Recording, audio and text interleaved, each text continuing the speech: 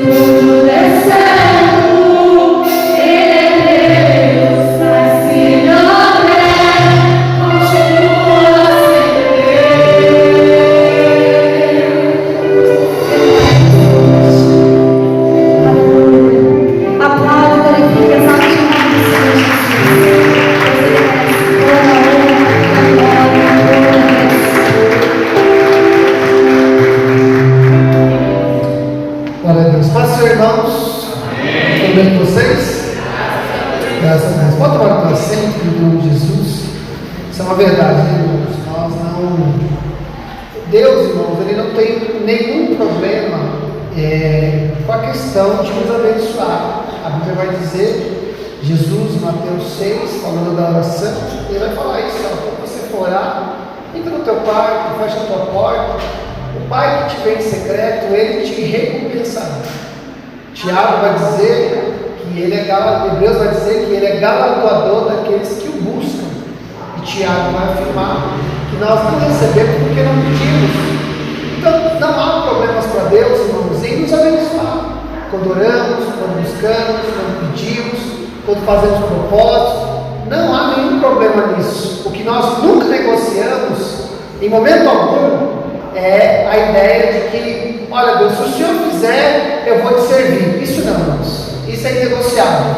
Ele é Senhor em todo momento da nossa vida, em qualquer circunstância da nossa vida, Ele é Senhor. Nós não buscamos Ele para que Ele seja nosso Senhor. Ele já o é.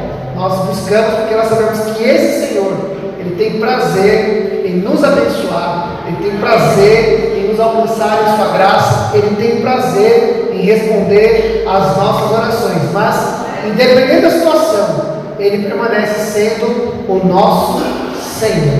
Amém? Você pode aplaudir mais uma vez? Deus bem forte.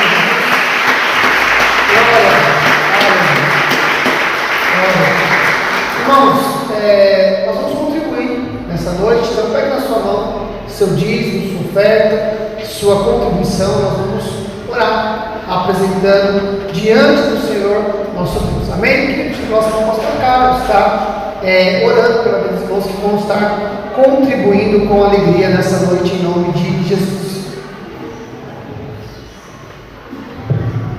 Pai do Senhor, irmãos, vamos colocar de pé quando nós orarmos, vamos apresentar nossa oferta, nosso dízimo, na casa do Senhor. Amém? Oramos.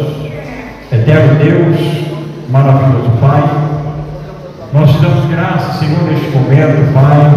Neste momento, Senhor, onde vamos estar ofertando, dizimando na tua casa, Senhor.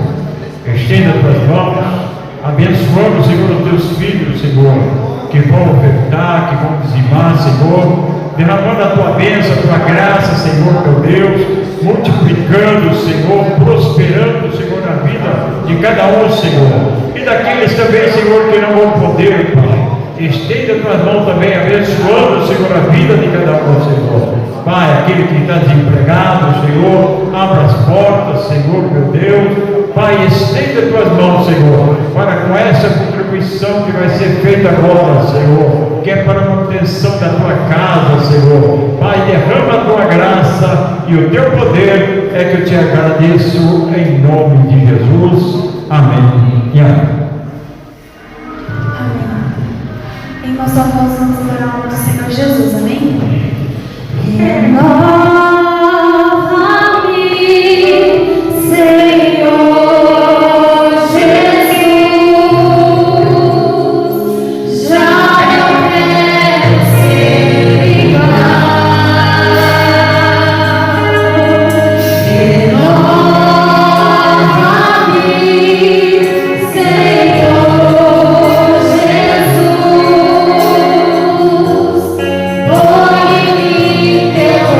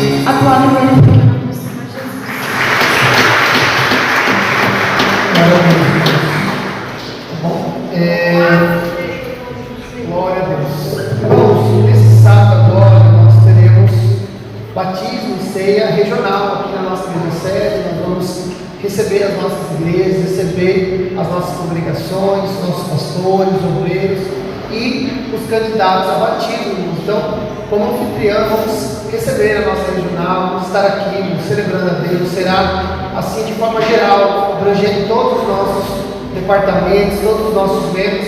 Será o último evento dessa magnitude. No dia 11 do 11, nós teremos outro trabalho, né, que vai ser com a nossa Masdrag, a Igreja Cedro, Novembro Azul, mas de forma geral, abrange a todos, será mais esse tempo. Então, vamos estar aqui, irmãos, às 19 horas, celebrando a Deus, cumprindo o mandamento do Senhor nosso Deus. Amém, irmãos?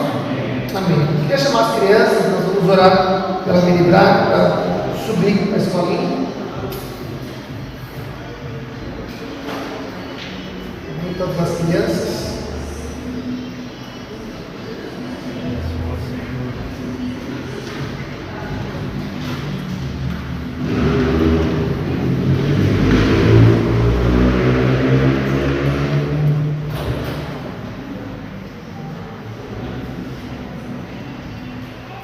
Tinha que ser o filho do pastor, né? Nós vamos ver hoje.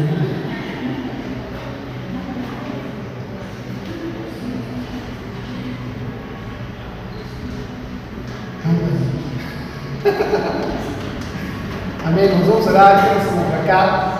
Vamos agradecer em nome de Jesus, Pai. Nós oramos, apresentamos a vida de cada um desses pequeninos diante do Senhor. Pedimos a Tua graça, a Tua bênção, o Teu cuidado. Abençoe, Pai amado, a vida das nossas irmãs que têm trabalhado com as nossas crianças, com a Minibraga, a vida da Glória, a vida da Joyce, nossas irmãs, irmã Maria. Senhor, em nome de Jesus, abençoa a nossa equipe para que cada vez mais possam ser instrumentos nas Tuas mãos para abençoar essas crianças e direcioná-las diante do Senhor. Pai, que esse momento elas possam receber a Tua palavra, de maneira que elas compreendam e à medida que elas cresçam, Senhor, essa palavra também cresça e produza na vida delas para a glória, honra e louvor do Teu nome, em nome de Jesus. Amém e graças a Deus. Amém. Vocês vão estar subindo, vão para a aula delas. Eu gostaria, irmãos, de ler para os irmãos um texto que está no Jeremias, capítulo de número 29. Jeremias, capítulo de número 29. Nós vamos meditar, nós vamos ler do verso 1 até o verso de número 14. Eu quero meditar com os irmãos nessa passagem, nessa noite. Irmãos, aproveitando que nós ainda estamos se ajustando, os candidatos a batismo, irmãos, nós teremos um curso amanhã aqui na nossa igreja sede às 19 horas. Então, os candidatos a batismo da nossa igreja precisam estar aqui amanhã às 19 horas para receber a instrução do batismo, tá bom? Amém, irmãos? Podemos ler? Glória a Deus. Diz assim, Jeremias capítulo 29, a partir do verso 1, vai falar assim: são essas palavras da carta que o profeta Jeremias enviou de Jerusalém ao resto dos anciãos do cativeiro, aos sacerdotes, aos profetas e a todo o povo que Nabucodonosor havia deportado de Jerusalém para a Babilônia. Isso aconteceu depois que saíram de Jerusalém o rei Jeconias, a rainha mãe, os oficiais, as autoridades de Judá e Jerusalém, e os carpinteiros e ferreiros. A carta foi levada por Elasa, filho de Safã, por Gemarias, filho de Uquias, os quais Edequias, rei de Judá, tinha enviado à Babilônia, a Nabucodonosor, rei da Babilônia. Ela dizia o seguinte: assim diz o Senhor dos Exércitos, o Deus de Israel, a todos os exilados que eu deportei de Jerusalém para a Babilônia: construam casas e morem nelas, plantem pomares e comam o seu fruto, casem e tenham filhos e filhas, escolham esposa para os filhos de vocês e deem as suas filhas em casamento, para que tenham filhos e filhas, aumentem em número e não diminuam aí na Babilônia. Procurem a paz da cidade para onde eu os deportei e orem por ela ao Senhor, porque na sua paz vocês terão paz. Porque assim diz o Senhor dos Exércitos, Deus de Israel, não se deixe enganar pelos profetas e adivinhos que vivem no meio de vocês. Não deem ouvidos aos sonhadores que sempre sonham segundo o desejo de vocês, porque eles profetizam falsamente em meu nome. Eu não os enviei, diz o Senhor. Assim diz o Senhor: logo se cumprirem para a Babilônia 70 anos, atentarei para vocês e cumprirei a promessa que fiz a vocês, trazendo-os de volta a este lugar. Eu é que sei que pensamento tenho a respeito de vocês, diz o Senhor. São pensamentos de paz e não de mal, para dar-lhes um futuro e uma esperança. Então vocês me invocarão, se aproximarão de mim em oração, e eu os ouvirei. Vocês me buscarão e me acharão quando me buscarem de todo o coração. Serei achado por vocês, diz o Senhor, e farei com que mude a sorte de vocês. Eu os congregarei de todas as nações, de todos os lugares para onde os dispersei, diz o Senhor, e trarei a vocês de volta ao lugar de onde os mandei para o exílio. Vamos orar, irmãos, em nome de Jesus? Faz seus olhos para a tua cabeça.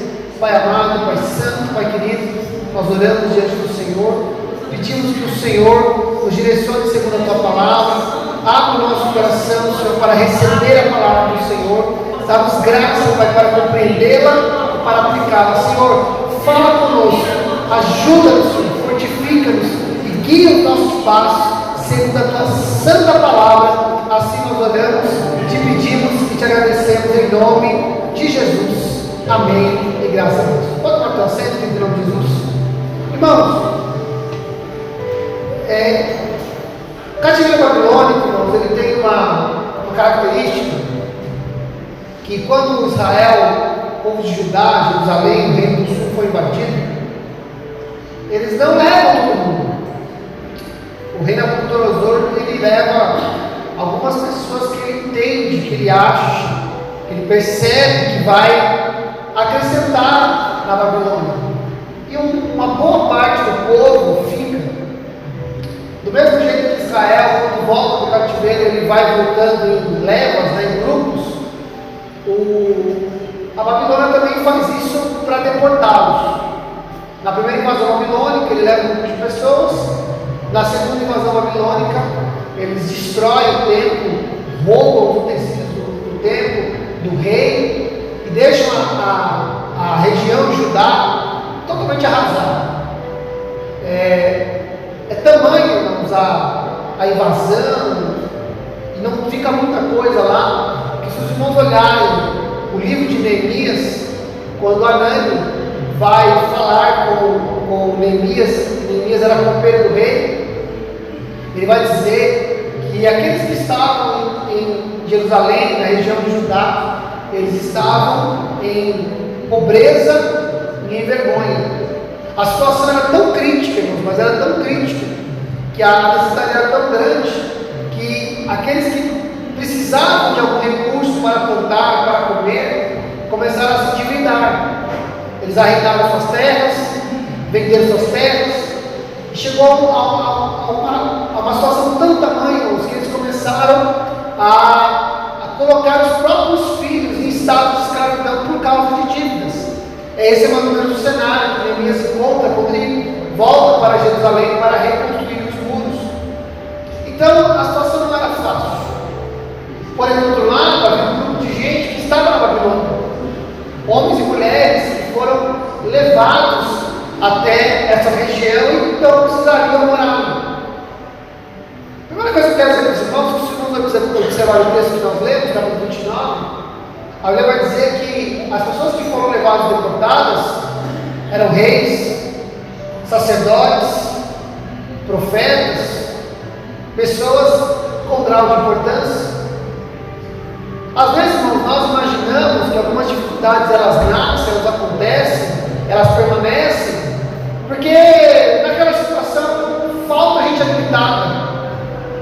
Às vezes, quando a gente está numa dificuldade, querendo saber um caminho, o que a gente vai fazer, qual é a direção, quais as decisões que temos que tomar, a gente procura alguém que vai nos direcionar, que vai profetizar para a gente, né? Vai falar inspirado por Deus, nos dar uma direção, dizer, vai por aqui, não vai por ali. Nós buscamos pessoas que estão diante de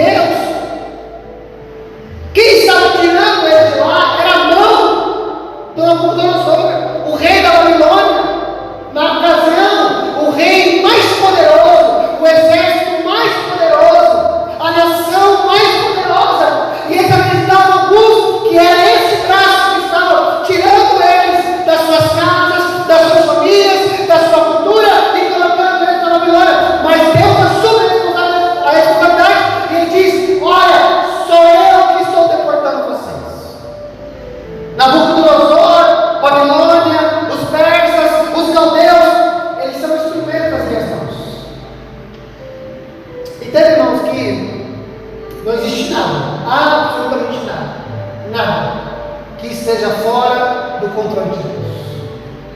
Você pode olhar e dizer, não, pastor, mas isso daqui, isso daqui está desajustado. Isso daqui não poderia ser assim.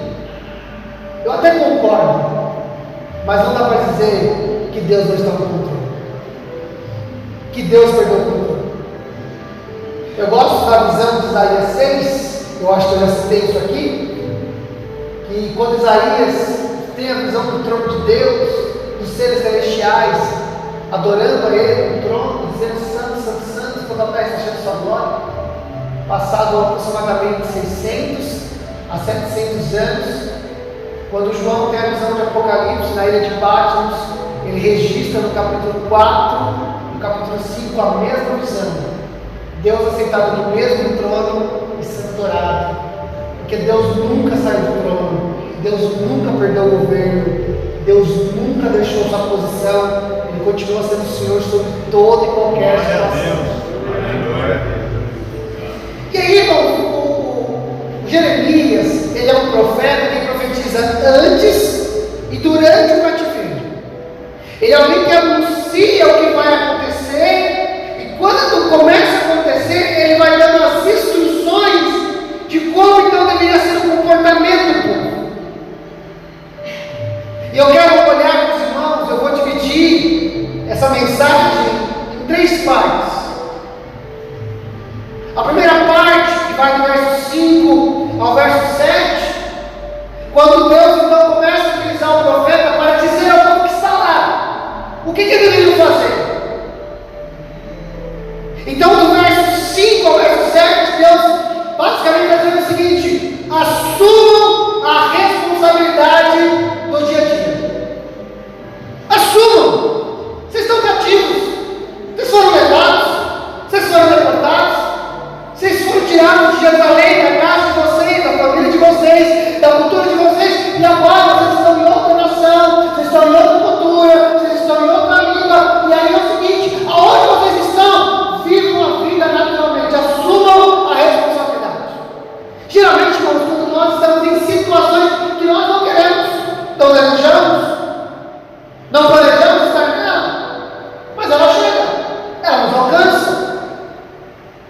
Ninguém planeja o dia de ficar doente, mas um dia, para alguns de nós, a doença chega, o laudo chega, o diagnóstico é apresentado. Nós não gostaríamos desse dia, mas ele chega.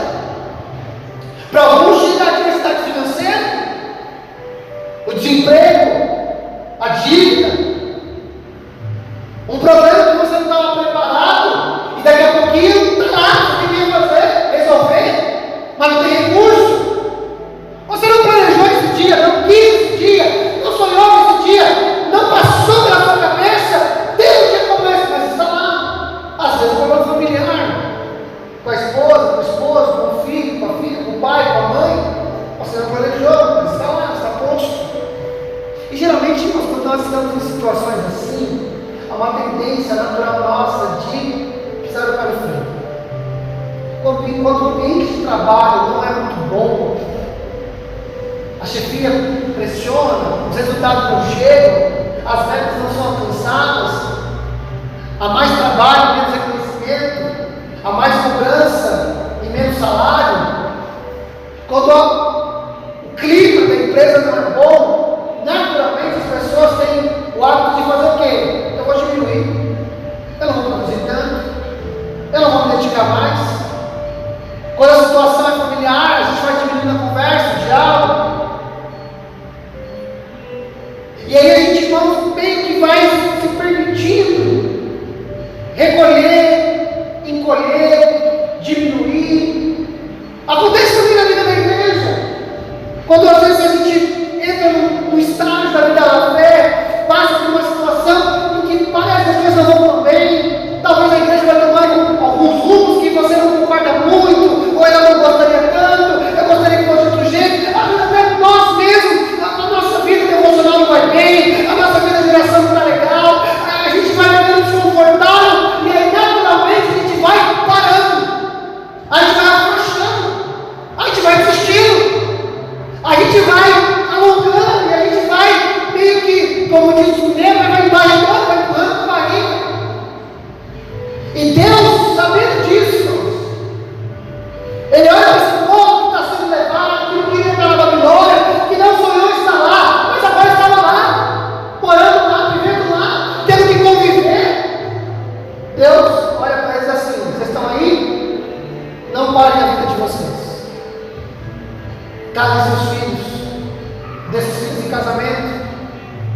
construam, olhem pela paz desse lugar. E aí tem uma frase, é essa: aumentem em número, não diminuam. É óbvio, irmãos, que quando nós estamos em restrição, estamos em situações de restritas, parece que a gente vai fazer menos, produzir menos. Mas a palavra de Deus é: no dia da adversidade, não retroceda, não diminua, não mingue, aumente, cresça, avance, faça mais, faça melhor, dedique um pouco mais. Se nós olharmos para isso, nós lembra quando Jesus lá no Sermão do Monte, ele vai dizer o seguinte: olha, quando alguém bater no seu rosto, não revide, essa é a atitude esperada, faça diferente, seja melhor, dê a outra face. Quando alguém pedir para você andar um pedaço de caminho, faça melhor, ande mais. Quando alguém te pedir uma capa, dê também a túnica, avance, não diminua, não se permita ser moldado pelo mal, avance, cresça, não diminua. As adversidades da vida, irmãos, elas podem tentar nos fazer diminuir, parar, restringir, mas Deus nos capacita, ainda em restrição, crescer, aumentar, ir além. Utilize a adversidade para conhecer mais de Deus, utilize a adversidade para conhecer as propriedades de Deus, utilize a adversidade para conhecer os atributos de Deus. Cresça no meio da adversidade. Olha o livro de Apocalipse, irmãos. João, nessa época, é o último apóstolo vivo. Todos os outros, todos, já haviam sido mortos. A história da igreja vai dizer que todos os 11 apóstolos foram martirizados, foram mortos, decapitados, crucificados, alguns de ponta cabeça, queimados, cerrados no meio. João é o único que sobrevive. Já na velhice, imagino eu, João, o desejo de permanecer na igreja, auxiliando a igreja, orientando a igreja. Um imperador romano o pega, o prende e o deporta para ele de fato. Já na velhice, imagine, irmãos, uma pessoa de idade, já com o corpo enfraquecido, numa prisão insalubre. Estava falando da morte, de certa maneira, ele também seria martirizado, talvez não por uma serra, não por uma cruz, não por uma tocha, não por uma espada, mas pelas condições insalubres de se viver, numa condição restringida de ambiente. Eu não sei se os irmãos sabem, mas quando uma pessoa ela vive em médios cultos muito pequenos, ela está falando da loucura. Então você imagina um homem de idade sendo colocado no médio público, minúsculo, podendo ficar louco, já de idade, num ambiente insalubre, podendo pegar todo tipo de doença naquela ocasião e morrer, solitário, sozinho. Talvez esse desejo de João fosse morrer diante da igreja, ensinando, na comunhão dos irmãos. O apóstolo do amor gostaria de repente de morrer no meio da comunidade cristã, mas ele é deportado, ele é colocado numa ilha, ele é lançado numa cela. Mas nesse lugar, irmãos, que aparentemente parece que ele está restringido, que ele não tem mais o que pregar para a igreja, ele não tem mais possibilidade de ajudar a igreja de Cristo, parece que os seus dias estão findados. Deus visita João naquela prisão. Deus, o Senhor Jesus Cristo, entra naquela prisão e não abre as portas da cadeia, não abre as portas da masmorra, não abre aquelas portas, mas ele simplesmente abre a porta dos céus para que João veja a eternidade, os planos futuros, a igreja vitoriosa. Sabe por quê, irmão? Porque a vida pode nos restringir, mas Deus pode ampliar a nossa visão, Deus pode nos fazer crescer, Deus pode nos dar mais. Não diminua, não se restrinja, não se apequene. Provérbios vai dizer que se você se mostrar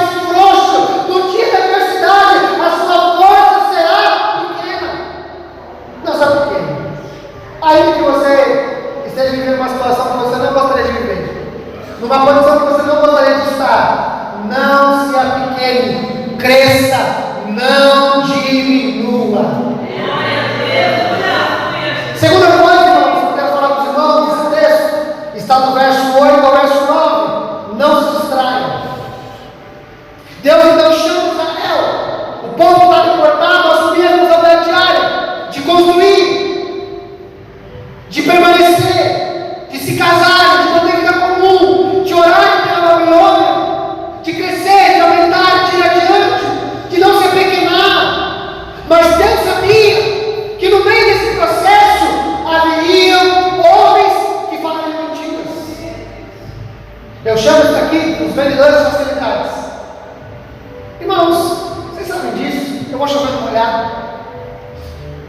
Você liga a televisão, tem alguém vendendo um produto que diz que vai facilitar a sua vida, vai melhorar a sua saúde, de forma rápida, sem efeitos colaterais. Sempre tem alguém vendendo um curso, aprenda a fazer mais rápido, barato e lucrativo. Eu gosto daqueles que dizem assim, aprenda a ganhar o seu primeiro milhão. Sabe por que eu gosto desse, irmãos? Porque parece que está para ganhar o primeiro e o segundo. E eu tenho cara, meus irmãos, que muitos, inclusive eu, talvez, provavelmente, muito provavelmente, eu não vou nem conseguir chegar no primeiro. Mas tem aquele que diz, aprenda a ganhar o seu primeiro milhão. E eu já tenho subentendido que dá para ir mais, dá para ganhar mais, dá para ir além. E aí de repente eu e você, a gente tem que usar as duras penas, pagando as contas do mês, sobrando nada, e se sobra dinheiro, você fica pensando, quem que deixa de pagar? Porque nunca sobra. Mas sempre tem alguém vendendo facilidade, prometendo coisas sem dor, prometendo coisas sem sacrifício, dizendo não se apegue, não construa, está pedindo, vamos sair daqui. E Deus está dizendo, não se distraia com esse tipo de gente, não se distraia com esse tipo de mensagem, não se distraia com esse tipo de discurso, mantenha o foco. Não se distraia, irmãos, com esse tipo de gente, esse tipo de mensagem.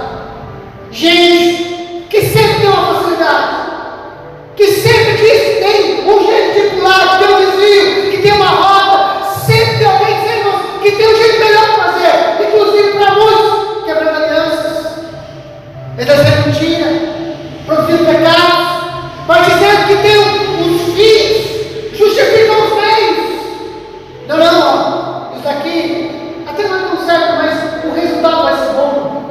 Não, isso daqui nem é legal, mas no final é mais lucrativo. Isso aqui nem é cristão, mas afinal de contas, no final é tudo bem.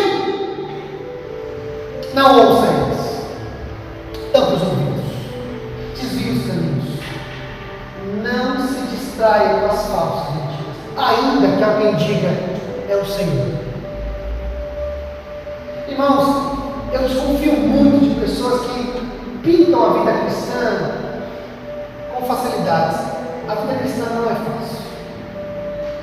Jesus nunca nos enganou. Nós nunca fomos enganados pela palavra de Deus. Nós nunca fomos enganados por Jesus. Deus nunca nos enganou com relação à jornada.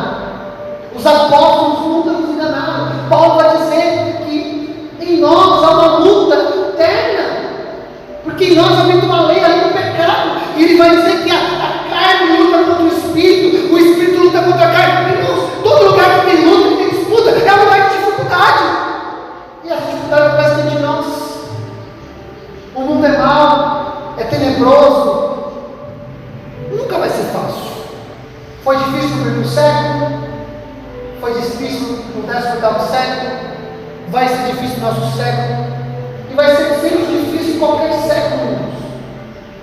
Porque a vida cristã, entenda isso, ela tem muitas dificuldades, mas Deus é capaz de produzir paz e alegria em meio às dificuldades. Deus é o único que pode produzir paz em meio à guerra, é o único que pode fazer da tristeza ser convertida em alegria. Ele é o único, irmãos. Então, não ouça pessoas que sempre apontam um jeito fácil. Não há facilidades, mas o que não quer dizer que que não é possível. Então não se distraia. Moisés, na orientação ao povo, diz assim: olha, se levantar um profeta no meio de vocês, e ele falar que vai acontecer alguma coisa, e não acontecer, ele é um falso profeta. Aí então Moisés dá mais uma orientação. Agora, se esse profeta se levantar, se essa pessoa se levantar, dizendo que foi Deus que falou, e acontecer, mas logo na sequência ele disser: olha, vinde e adoramos a outros Deus, não vá, é Deus testando o teu coração. Às vezes nós somos muito bons para fazer a primeira identificação. A pessoa falou, não cumpriu, é falso profeta, rejeita, esquece, abandona.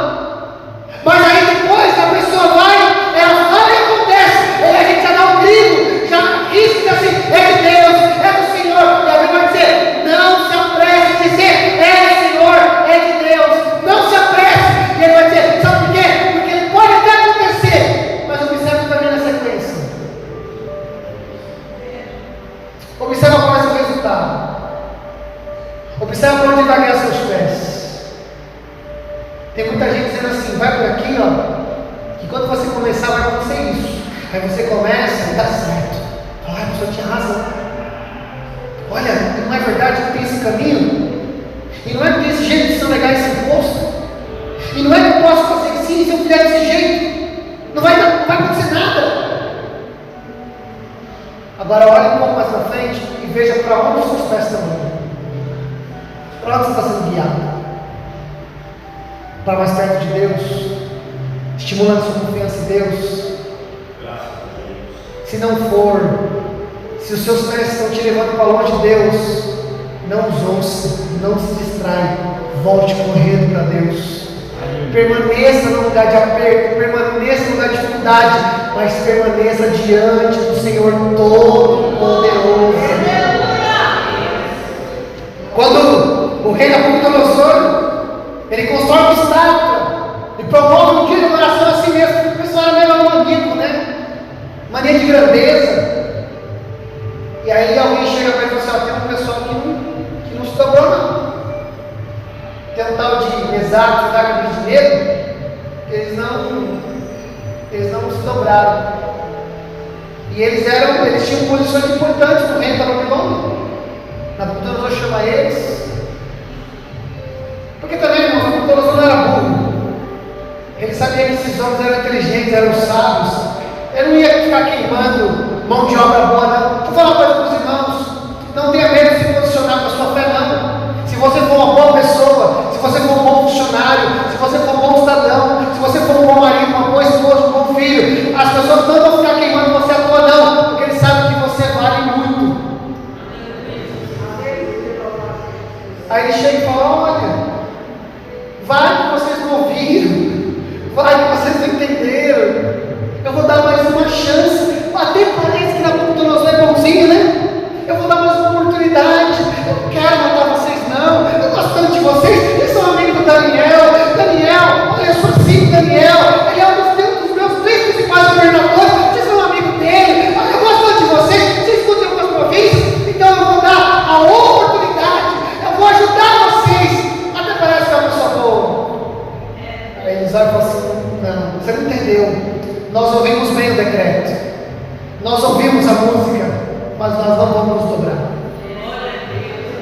Aí, Nabucodonosor aperta. Mas vocês acham que Deus vai livrar vocês? Eles vão dizer assim: se Deus vai nos livrar, eu não sei. Mas uma coisa nós sabemos: nós não nos prostraremos. Eu não vou dar ouvido para você, não. Eu não vou entrar nesse caminho, não. Esse caminho não é meu. Esse caminho não são os meus pés. Tem uma música que diz que os meus pés somente vão aonde os santos possam ir. É só para aí que eu vou. Não dê ouvidos. Não se distraia. E por fim, irmãos, por fim, do verso 10 ao verso 14, mantenha os olhos na promessa. Mantenha os olhos na promessa. Deus vai dizer: olha, fiquem lá. cresçam, não diminuam.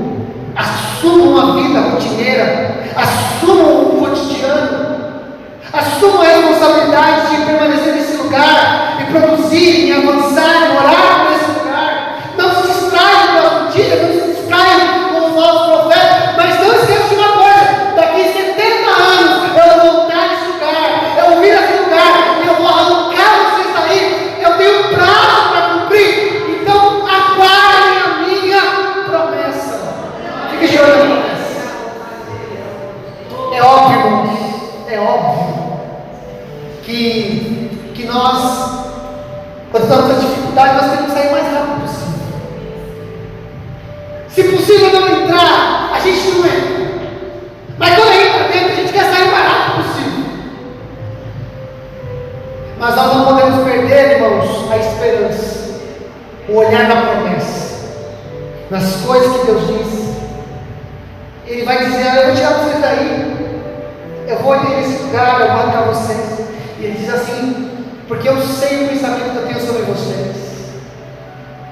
Esse primeiro momento de aflição, de fogo, de brasa acendida, sou eu purificando vocês. É o ouro sendo passado pelo fogo. Você não sabe por que o ouro passa pelo fogo, né? Porque quando esse mineral ele é tirado das pedras, das rochas, ele vem com uma série de dejetos, impurezas. Então, quando ele é colocado no fogo, aquelas impurezas vão sendo limpadas, vão sendo tiradas. E quanto mais tempo ele fica no fogo, mais ele vai ficando puro. E quanto mais puro ele fica, mais brilhante ele fica. E o ourive, ele sabe que o ouro está pronto quando ele olha para aquele metal e reflete a imagem do ourive. Deixa eu te falar uma coisa: permaneça no fogo até que a imagem do Senhor esteja impressa na tua alma, no teu ser, no teu coração. Ele diz assim: eu sei o que eu penso a vocês. Não achem que vocês estão passando por um cativeiro, eles estão sendo deportados. Não achem que eu quero mal de vocês. Não achem que eu estou apenas castigando pelo castigo. Não achem que eu estou apenas punindo. Entenda, eu estou produzindo algo em vocês. Um dos primeiros profetas antes do cativeiro babilônico é Abacuque. Deus diz a Abacuque que vai julgar Israel através do povo caldeu. Que aí, irmãos, na conjuntura, vai ser o povo babilônico. Aí o Abacuque entende ainda menos, porque Abacuque já está reclamando que dentro de Jerusalém as coisas não estão boas. Aí Deus fala: não, eu vou arrumar. Eu vou trazer uma nação pior do que você pode julgar vocês. Como assim uma nação pior? Tinha que ser uma nação melhor que a gente. Não pode ser uma nação pior que a nossa. Aí Deus: não, pode ficar tranquilo. Isso faz o seguinte, Abacuque: escreve o que eu vou dizer para você. E escreve com letras tão grandes, mas tão grandes, que quem passa correndo seja capaz de ouvir. Porque ele vai dizer assim: porque o meu justo, pela fé, viverá. Se os irmãos olharem os livros do cativeiro babilônico, Neemias, Esdras, Esther, Daniel, se os irmãos lerem esses livros, Zacarias, Ageu, se os irmãos lerem esses livros, sabe o que vocês vão encontrar ali? Homens e mulheres que literalmente ficaram vivos por causa da fé. Daniel, Mesaque, Abednego, Esther, Mordecai, Esdras, sofreram ameaças, passaram por cova, pelo fogo, havia decretos de morte contra eles, inimigos cercando. Mas sabe o que eles fizeram? Eles se mantiveram em fé, eles oraram a Deus, eles confiaram em Deus, eles não retrocederam, eles não pararam, eles não diminuíram, eles intensificaram, e Deus livrou. Sabe por quê? Porque no meio da adversidade, Deus promove os seus santos. Aleluia. Olha, eu vou produzir coisas na tua vida no meio da adversidade. Existe um pregador falecido já, irmãos, o nome dele é David Robertson, conhecido. ele conta que Deus chama ele para trabalhar integralmente no reino. Mas na ocasião, ele não era pastor de uma igreja local. Então, não havia uma igreja que pudesse sustentá-lo financeiramente. E ele também não era conhecido. Então ele não conseguia, por exemplo, ser um pregador itinerante, fazer trabalhos em várias igrejas, receber ofertas e aí fazer o sustento dele da família. E ele fica pensando, como é que vai ser isso? Deus me chama para trabalhar para ele integralmente, mas eu não tenho uma igreja para me cuidar, e eu nem sou conhecido. Mas ele tinha convicção do chamado. Ele larga o trabalho, ele fala, se Deus mandou, eu vou cumprir. E ele coloca na cabeça dele aquele texto de Paulo, Tessalonicenses, que aquele que não trabalha, também não coma. E a gente come, né, irmãos? A gente come. Ele falou, bom, eu preciso comer, eu tenho que trabalhar. Ele falou, bom, já que eu não tenho uma igreja para cuidar, já que eu não sou conhecido, eu tenho que dar um jeito de trabalhar com o Senhor. Vou trabalhar em oração. Ele morava perto de uma fábrica. Então ele criou uma rotina para ele. Todas as vezes que tocava o sino para entrar com os trabalhadores, ele falava, bom, eles estão indo trabalhar também. Ele estava no quarto de oração, ele gastava horas orando, até da hora do almoço. Quando dava a pico do almoço, ele parava de orar, ia lá fazer a refeição dele. Quando apontava de novo voltar, ele voltava para o lugar de oração e ficava de horas. Muitas vezes ele falava que ele ficava sem palavras para orar, e ele ficava falando em línguas, orando em línguas.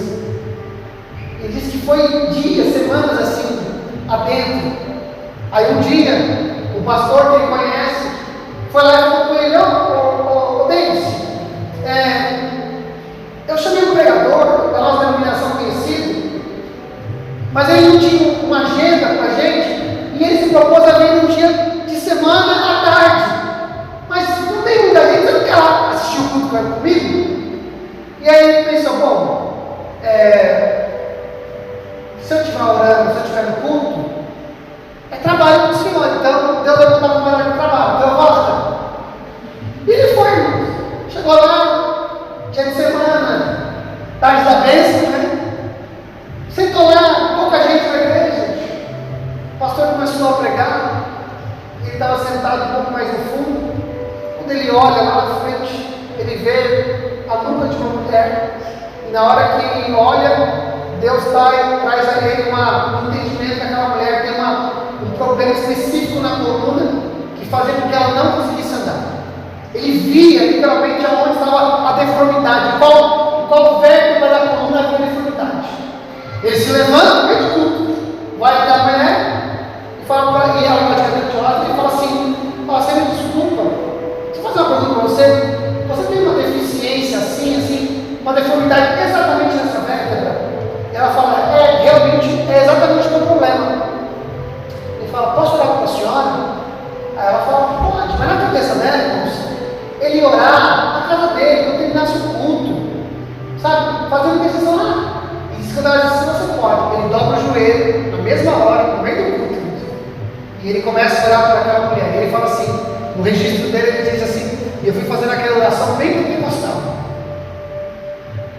E ele começou a levantar a voz, levantar mais a voz, e daqui a pouco a igreja começou a ouvir, o pregador já não conseguia mais pregar, e o pastor que havia convidado ele, viu que era ele, e deu ordem para os obreiros ir lá, mandaram parar. E ele diz no livro, que quando os obreiros chegaram já era tarde, porque aquela mulher já estava de pé, glorificando a Deus e curada.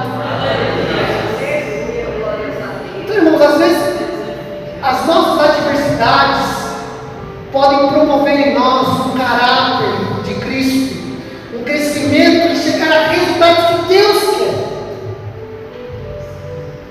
Deus deseja. Quando Deus diz assim, olha, o meu pensamento é de paz e não é de mal, para dar a vocês um futuro e uma esperança, e alguma tradução vai dizer, para dar a vocês o fim que vocês desejam. Às vezes a gente quer algumas coisas, mas nós não queremos o processo, e Deus tem para nós um processo diferenciado. É óbvio que o processo nem sempre é fácil. O salmista também dizer assim: aquele que vai caminhando e levando consigo a preciosa semente, ele vai caminhando e chorando.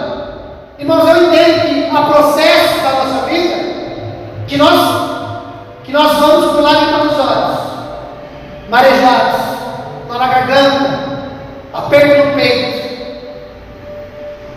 Acontece, e não há nenhum problema de chorar, de às vezes se angustiar, de às vezes ter essa sensação ruim, esse amargo na boca, esse nó na garganta, esse apertar no coração. Não há problema nenhum, sabe por que queremos? Nós somos humanos.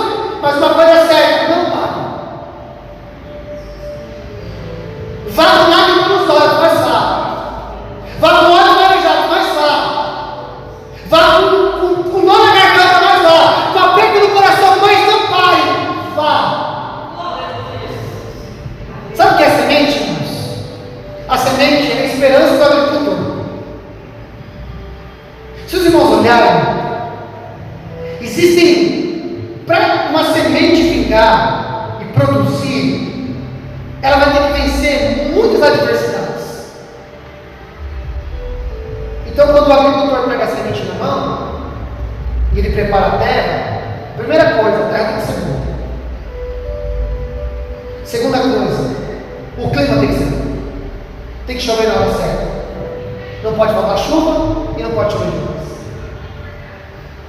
Se fizer muito calor, não vinga. Se fizer muito frio, não vinga. Quando começar a crescer, não pode dar praga, não pode dar peste, não pode vir inseto, não pode ter pássaros. Os irmãos percebem que para o agricultor existem muitas adversidades, tem muita coisa para dar errado. E a maioria das vezes ele não tem o que fazer, porque a semente ela só vai produzir se sair da mão do semeador. Se ele ficar segurando a semente com medo, dizendo: mas se eu jogar, e se o sol não for bom, e se não chover, se chover demais, e se fizer muito calor, ou se fizer muito frio, e se vier peste, se vier cortes, e se vier insetos, pode dar muito errado, então eu não vou jogar. Ela não fica. Então ele tem que jogar. Ele tem que fazer todo o possível, adubar a terra o máximo que ele pode, arar a terra o máximo que ele pode, mas chega uma hora que ele não tem mais o que fazer, ele não tem o que esperar. Ele tem que confiar que as condições vão acontecer. Para muitos agricultores, irmãos, ele fica esperando para ver o que vai dar. Às vezes dá bom, às vezes dá ruim. Às vezes a colheita é fantástica, às vezes não é. Não paga nem o custo. Mas sabe uma coisa que eu aprendo em Deus, irmãos? Quando Deus nos chama para ver fidelidade, Ele não nos chama assim: seja fiel, e depois vamos ver o que vai dar. Permaneça em Deus, e depois vamos ver o que vai ser. Permaneça, seja fiel, continue, não diminua, cresça, aumente, não se distraia, e aí no final a gente vai ver o que vai ser. Não funciona assim, porque o salmista vai dizer: aquele que vai levando a preciosa semente, caminhando e chorando, certamente, com certeza, sem falha alguma, ele voltará com os feixes na mão. A fidelidade, irmão, escute bem isso: a fidelidade colocará a tua vida no lugar de felicidade. A fidelidade vai te colocar no lugar de produtividade. A fidelidade vai honrar a sua vida. Seja fiel, não tire os olhos da promessa.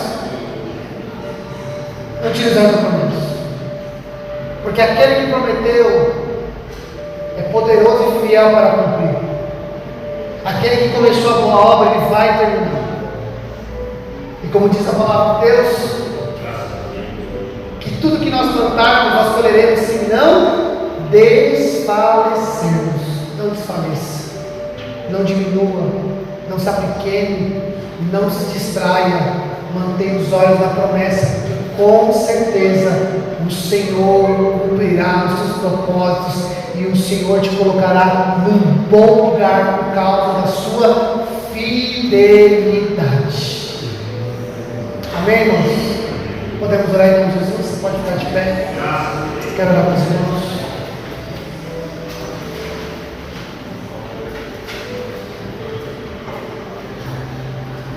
Volto a dizer, irmãos, eu não estou falando que é confortável, não estou falando que é gostoso, não estou falando que é desejável, eu estou falando apenas que é possível em Deus. É possível no Senhor. Ah, pastor, mas essa situação, meu Deus, que saia justa, que situação desconfortável, desgostosa. Eu sei.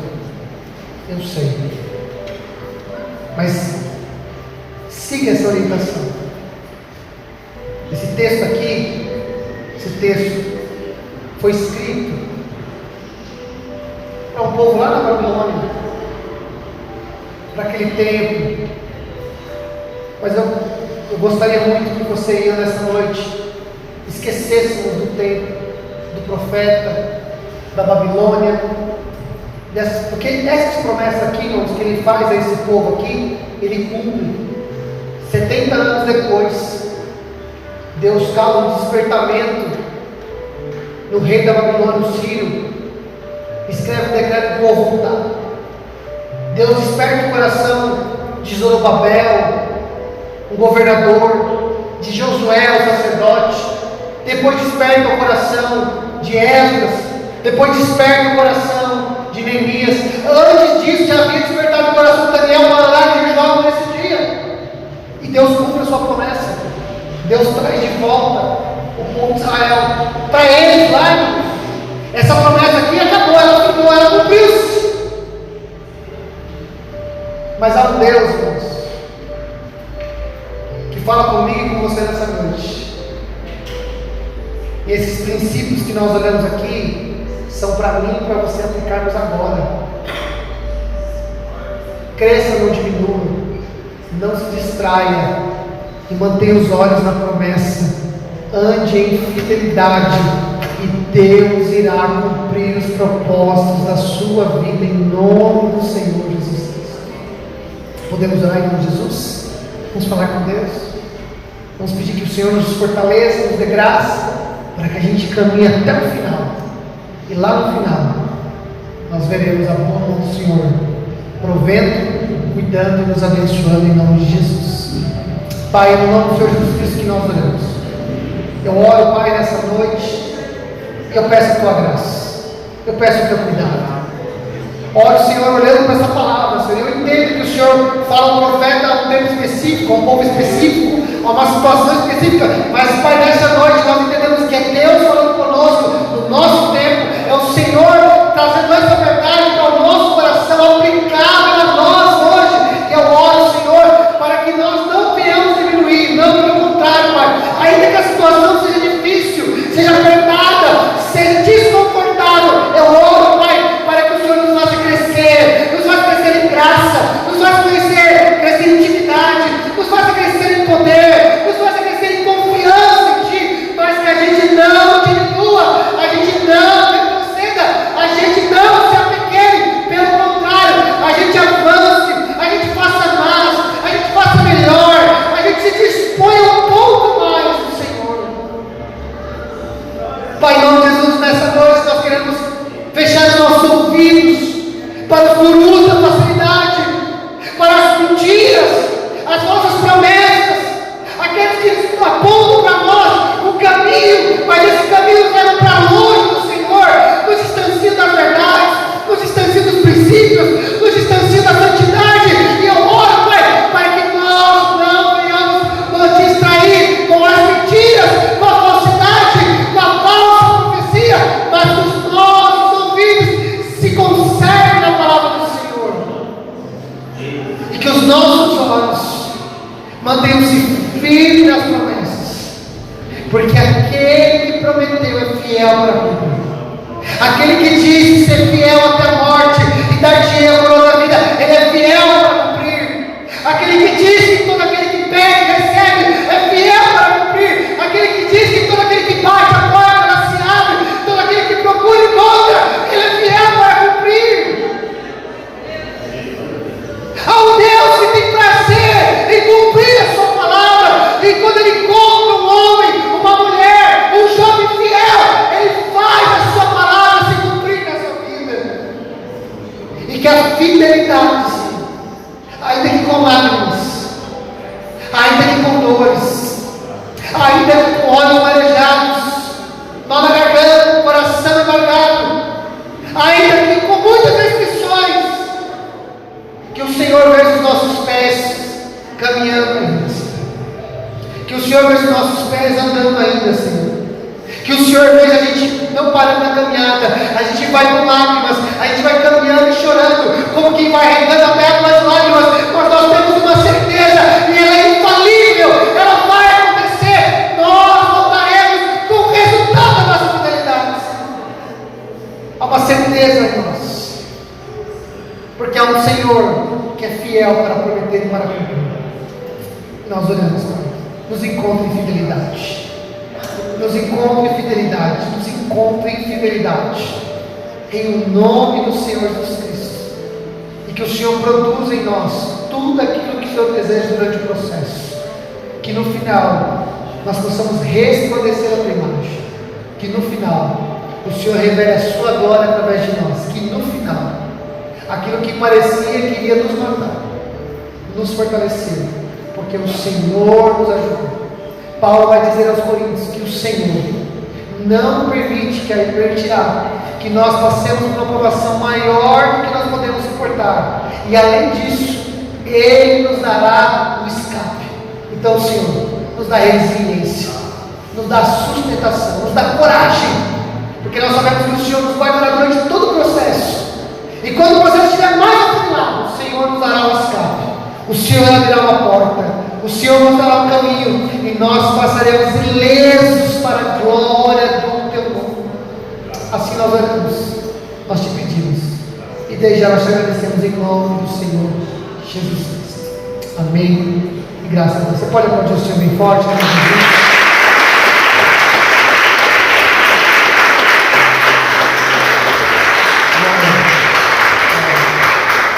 Amém. Nós estamos finalizando. Então, só vou repetir, irmãos, amanhã, sexta-feira, os candidatos a batismo precisam estar aqui às 19 horas para receber as instruções de batismo. No sábado, também às 19 horas, nós estaremos aqui para celebrar o culto de Santa Ceia e batismo na nossa região. Então participe, venha, vamos celebrar todos juntos esse momento em nome do Senhor Jesus Cristo. Vamos, nesse final, nós vamos orar por algumas pessoas. Nosso irmão Kleber precisa de oração. Também a irmã Vera, ela passou essa semana uma situação de muito aperto. Eu conversei com o irmão Joel, mas graças a Deus, nosso irmão Aida ficou aqui hoje para visitar, ela já está bem melhor. Então continue orando pela vida da nossa irmã Vera, tá bom? Vamos também orar pela vida da nossa irmã Ana, também precisa das nossas orações, e da Fátima e Maria. Amém, irmãos? Quem mais fez oração? Amém, glória a Deus. Vou falar uma coisa assim? Ah, não, então não sei o que você queria falar. Tá bom? Vamos orar. Então, nessa oração a gente também já vai fazer a oração final. Vamos apresentar essas vidas diante do Senhor. Pai, em nome de Jesus, nós oramos e apresentamos a vida do nosso irmão diante do Senhor. Pedimos a tua graça, o teu cuidado, o teu favor. Alcança a vida do nosso irmão Kleber, da nossa irmã Vera, alcança a vida da nossa irmã Ana, alcança a Fátima e a Maria. Pedimos a tua graça, Pai, encontra cada um deles em suas necessidades, cura, restauração. Pai, aquilo que nós não podemos fazer, nós rogamos aquele que tudo pode. Aquilo que nós não podemos realizar, nós oramos aquele que tudo pode fazer e realizar. Por isso, Pai, nós apresentamos essas vidas, essas pessoas diante do Senhor. Oramos por elas e cremos na tua provisão, na tua cura, na sua visitação. Pai, guarda a vida dos seus filhos. Continue, Senhor, a preservá-los debaixo da sua graça, da tua bondade e do teu favor. Pai, do mesmo jeito que o Senhor nos trouxe em paz, nos leve em paz. E se o dia de amanhã nos pertencer, que seja a sua graça, bondade, favor e misericórdia. E assim nós oramos, te pedimos e desde já te agradecemos, em o nome do Senhor Jesus Cristo. E que o grande amor de Deus, que a graça do nosso Senhor Jesus Cristo e as doces consolações do Espírito Santo sejam com todos, desde agora e para todos sempre, vamos todos juntos. Amém. E vamos dizendo: a paz do Senhor Jesus, paz do Senhor, que Deus te abençoe em nome de Jesus.